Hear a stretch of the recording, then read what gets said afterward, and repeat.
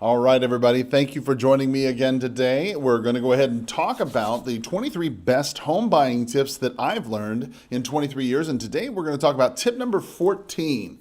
Tip number 14 is to avoid or minimize concessions and contingencies.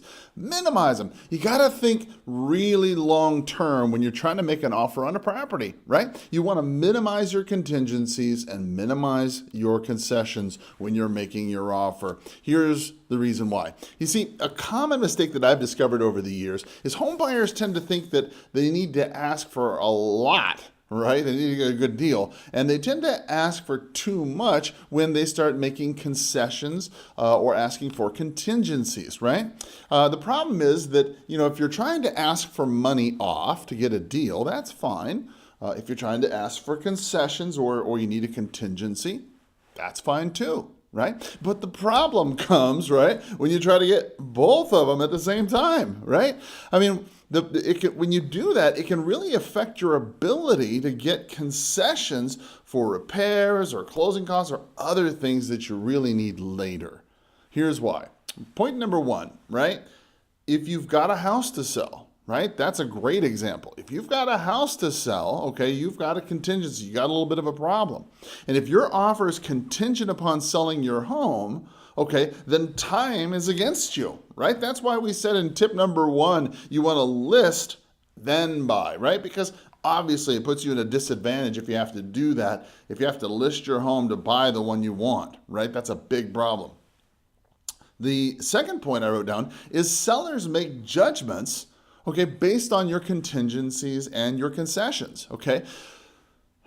I'd like to be honest, right? I'd like to say that everybody is perfectly happy and non-judgmental, right? But the reality is that agents and homeowners, they kind of give you the side eye, right? They give you that sideways look. If you're asking for a bunch of stuff and you're asking for the price off, gosh, that can really work against you. And honestly, if they do take your offer, okay, they're going to remember it. Because, honestly, you're going to go through your inspection period. And as you're going through your inspection period, if you're going to do any serious inspections, you're going to probably invest a little bit of money in a home inspector, maybe some roof inspectors or other people. And when you think about it, you may even have invested some money and time in this. And they understand that too. The reality is that if you come back to them after you beat them up in the front end and now you're asking for even more stuff after the inspection period, well, they're going to remember that and they're going to be unlikely to help you, right?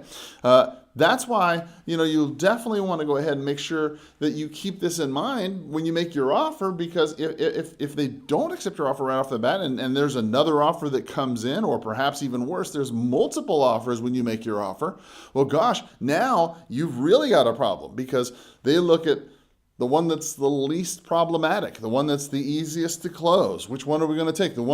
Which one's the strongest? That's what the sellers always ask.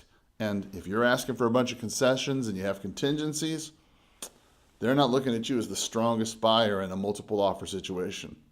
Just sorry to say it, but that's the truth, right? Point number three, I'm not saying pay full price with no concessions. I'm not saying that at all. You gotta be real clear on this. I'm not saying, pay full price, no concessions. What I am saying is take a very reasonable approach to it. Okay, in your marketplace, your agent will be able to help you. There is the list price to sales price differential. This is what your agent will be aware of. It's simply the amount that the home's actually listed for and then what it actually sold for, right? And that differential right there, the difference between those two, what it listed for versus what it actually sold for, many times, regardless of where you go in the country, is usually, 2 to 5%. It's not really big swings wherever you go. And so your agent's going to be able to help position you, okay, to make an offer that makes sense and yet still leave room for negotiation later if necessary for repairs or additional closing costs or whatever else may happen. I hope these tips have been helpful for you. If they have, well, let me know in the comment section. I'd love to hear what your thoughts are. And if you're an agent watching this, well, thank you for your attention. I'd love to see your input as well.